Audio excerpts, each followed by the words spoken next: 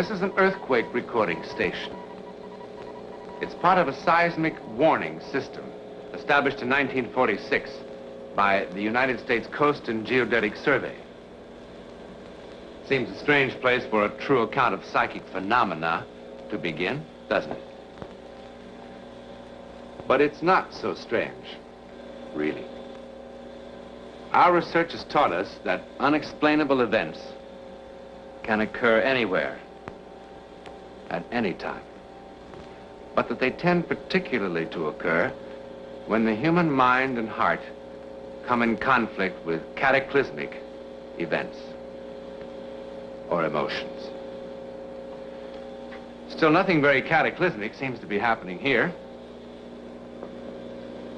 But then disaster often begins quietly, doesn't it?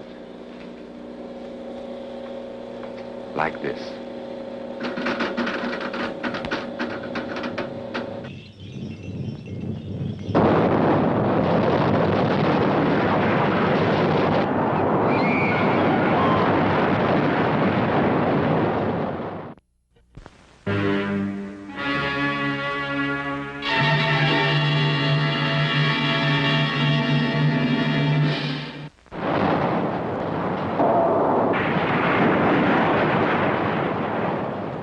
Time, 5:15 a.m., Saturday, May 21st, 1960.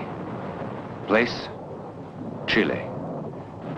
15 miles beneath ground level, the earth gives a twitch and 1,500 persons die.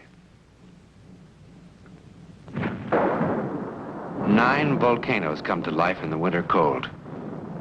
At Rupanco, a landslide buries 113. At Keilen, 630 are drowned. In the following week, 12 earthquakes are recorded.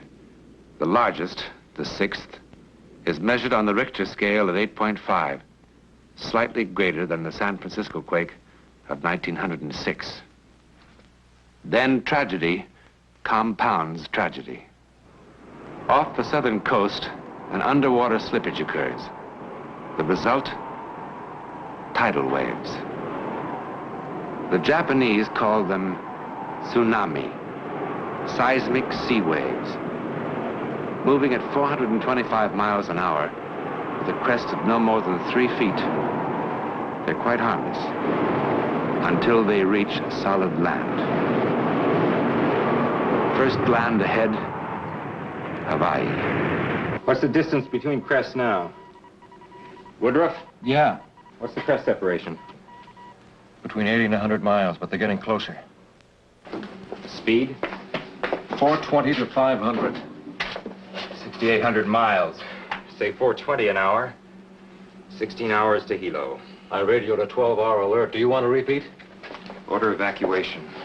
Well, you're always screaming for a bigger surf, Beach Boy. No more, buddy. No more. For a day and half a night, the Pacific rolls toward Hilo like a tablecloth being shaken for crumbs. Then it strikes its beach.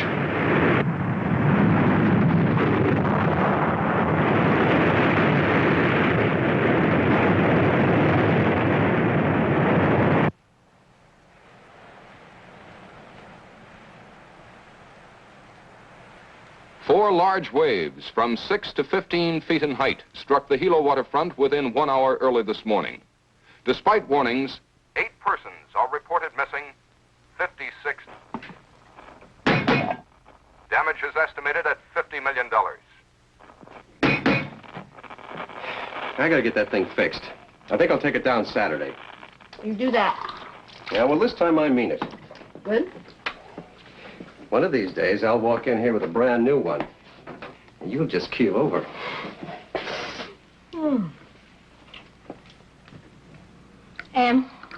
Yeah? Why didn't the waves hit us here in Honolulu? Well, they did. No, I mean harder. Well, I guess Hilo must have taken some of the snap out of them. We might not get off so easy the next time. All those people.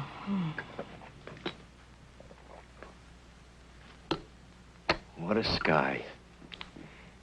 Hey, you know, this might not be a bad day to take off.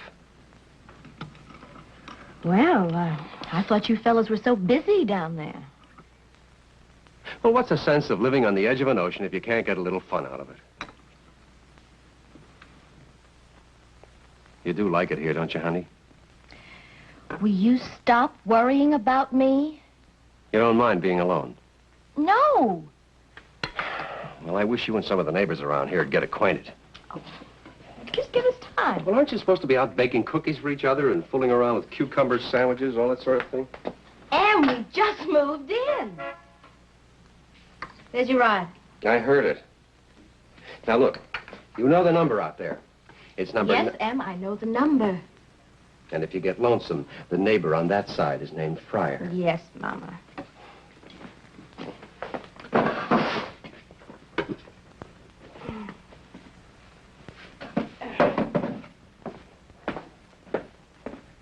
You be good now. Oh, I'm safe enough here. We picked a good place to live in. We're a couple of lucky bums. Goodbye, bum.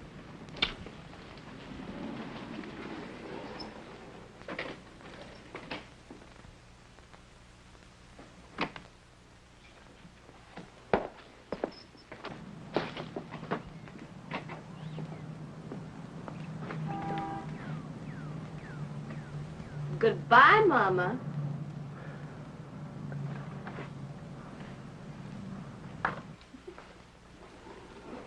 Wednesday, May 25th, 1960. Mrs. Emmett North, polio victim, is alone on what is to become the longest day of her life. The time, 7:56 a.m. Here's another one. Oh, boy. Mark it 7:56. What's the wave measure? Big and growing. This was supposed to be a baby. She's picked up speed, hitting about 480 now. That'll put her at the islands around noon. Or a little later. Send out the alert. What about evacuation? Tell them we'll watch it and let them know.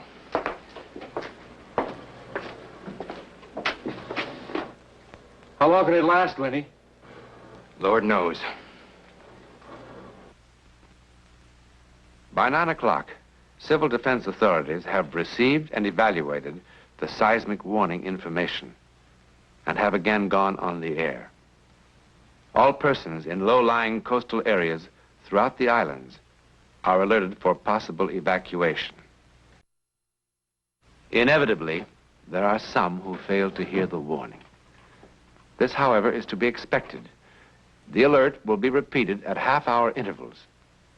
If evacuation becomes necessary, the sirens will sound. But there are some who will not even hear the sirens. In Kailua, on the east coast of Oahu, a retired naval commander named Thomas A. Powers prepares to make the leisurely 10-mile trip into Honolulu to visit an old friend. Commander Powers is the guest of Captain H.L. Morgan. He's unfamiliar with Honolulu, and he is deaf. Are you sure you've got the address? What? I say, have you got the address? I don't want you to get lost. Certainly I've got the address. And you don't have to scream at me. I can hear better than you think I can. You couldn't hear Big Bertha if it went off in your ear. What? I said... Never mind. Well, if you're going to say something, say it. I'm late now. Go on, go on. I'll be back for dinner. Take your time. What? I said fine, Tom. Fine. All right, fine. Yeah.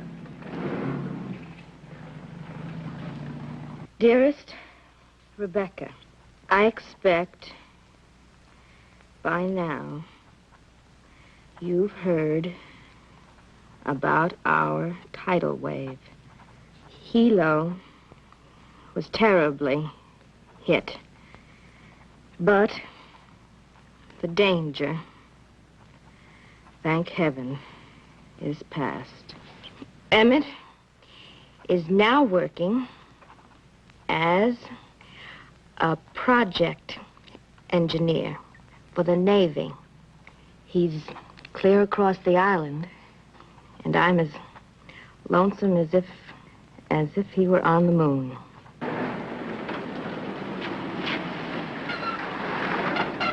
Hey, North! Oh, Webb! What are you doing way out here? Who's keeping the store? Oh, I got a couple of admirals taking calls for me. Good man. Hey, did you hear the news? Oh, what news? There's a new tidal wave coming. Another one? Yeah, there's nothing to worry about. We're okay. Oh, no, it's not me. It's my wife. She's all alone. Well, you got neighbors, haven't you? Yeah, Well, I'm sure they'll look after her. yeah. Look, they're asking everybody to stay off the phones, but I'll check. See how she's getting along, okay? Would you, Dick? I'd sure appreciate it. Sure. Now, relax. There's nothing to worry about. It's probably just the usual warning. In fact, it's probably a false alarm. I'll see you.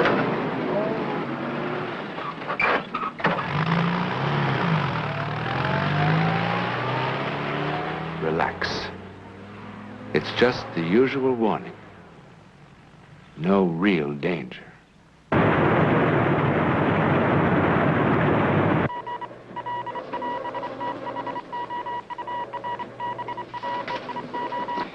Evacuate. Civil defense. Evacuate.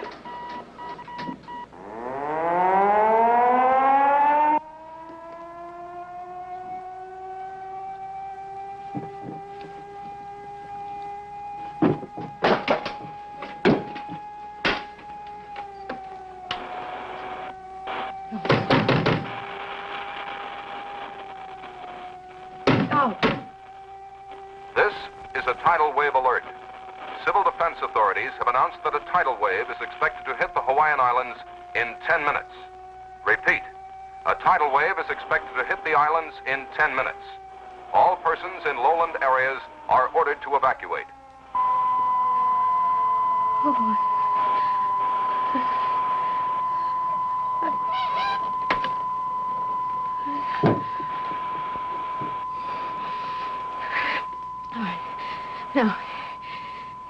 Now, be calm. Think. Just think. Think.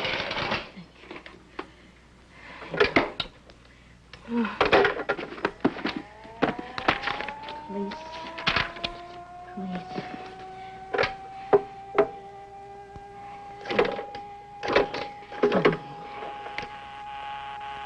Oh, of course, busy.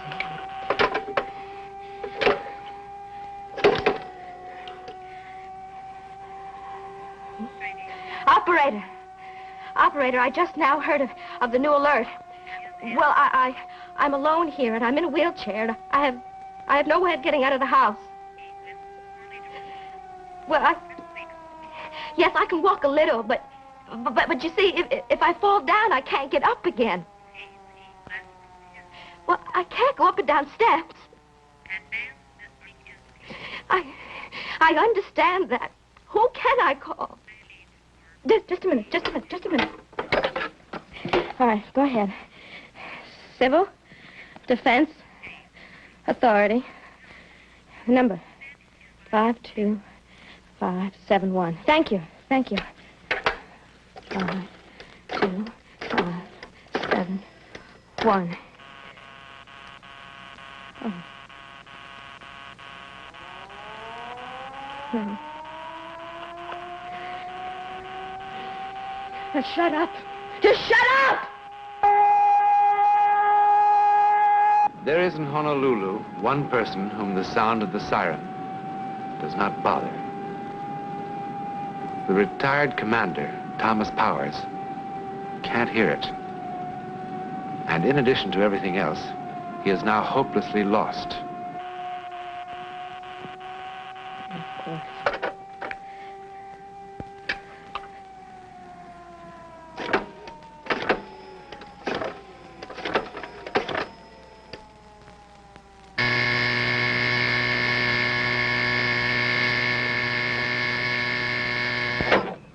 Webb. Dick, Margaret North. Oh, hi, Mrs. North. I was just about to call you. Is Emmett there? No, he isn't. He's out checking on a job. Oh. You okay, Mrs. North? Well, I can't seem to get anybody. I can't get the taxi, the police, or anybody. Well, look, I'm going to call Pearl Harbor and have the Navy send somebody out to you. They should be there in about 20 minutes. The alert said the wave was going to hit in 10 minutes. Dick! Yeah, let's see now. Well, how about your neighbors? Oh, what's wrong with me? Of course, yes. Okay, Mrs. North. Now, you get in touch with your neighbors. And, well, if they're gone or something, well, you call me right back. But if I don't hear from you, I'll know that you're all right. Yes, Dick, yes. Thank you. Operator, I just moved in here, and I want to call my neighbor, but I don't have her number. Her name, yes, it's Pryor. Forrest, something like that. I can't remember. Well, now listen, you're supposed to help. I know you're busy, but I can't walk that far.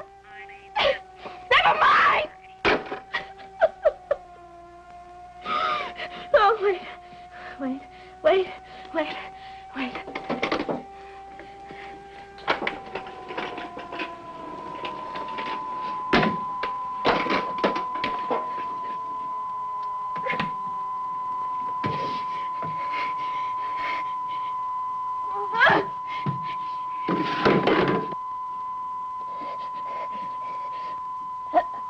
Hello?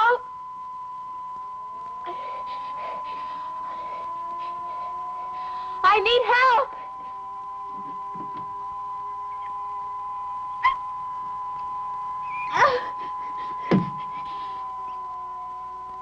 Help!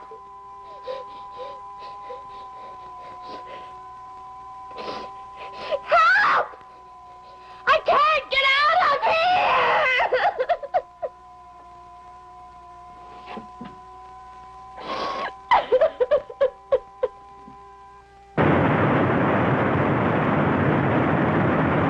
A tidal wave is expected to hit the Hawaiian Islands in 5 minutes. Repeat, this is a tidal wave alert. You have 5 minutes in which to evacuate all low-lying coastal areas. This is a tidal wave alert.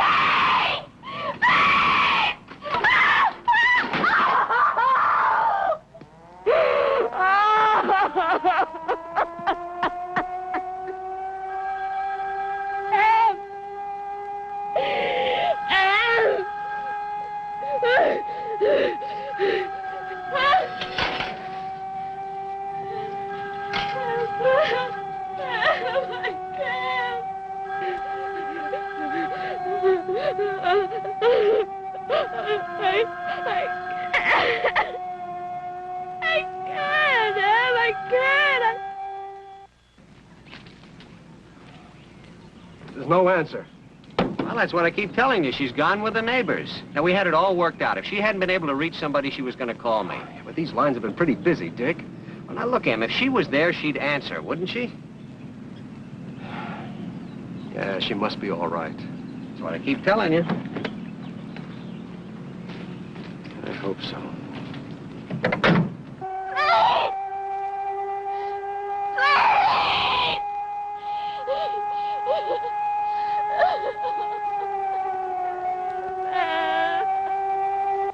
12:24.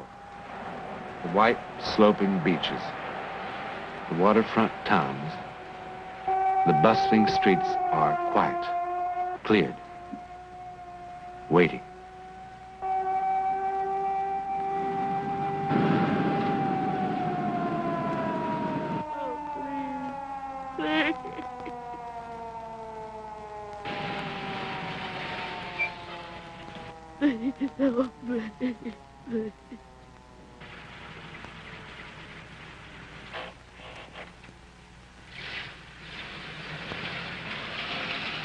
Oh, please. Somebody help me, please.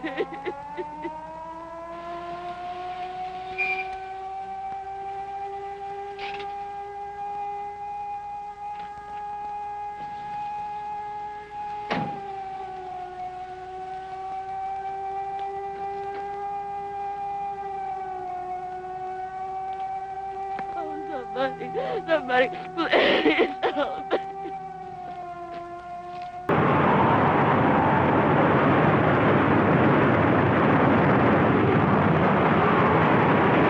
They saved each other's lives, didn't they? In a most miraculous fashion, indeed. Now, ladies and gentlemen, I'm sure that you'll be very happy to meet Mrs. Margaret North of 169 East Hind Drive, Honolulu, Hawaii, to whom the story you have just seen actually happened. Mrs. North, what happened to you really was a miracle, wasn't it? Yes, indeed it was a psychic miracle. A psychic miracle. Have you had any other psychic experiences? I think I may say that I have had other experiences, but nothing that was quite as dynamic as this, which saved 2 lives. Isn't that marvelous? Mrs. North, you're a believer, aren't you? Yes, I am a believer. I believe that we are surrounded, perhaps unconsciously, by influences that oftentimes determine our destiny. I must say that I do too. I do too. Well, that's the story. Now, reports and occasions of thought transference have been reported through the ages, since the beginning of recorded time, as a matter of fact. And new cases are being authenticated every day. But how it happens and what makes it work, we don't know. Yet. But Mrs. North knows it does happen. In a moment, something about next week.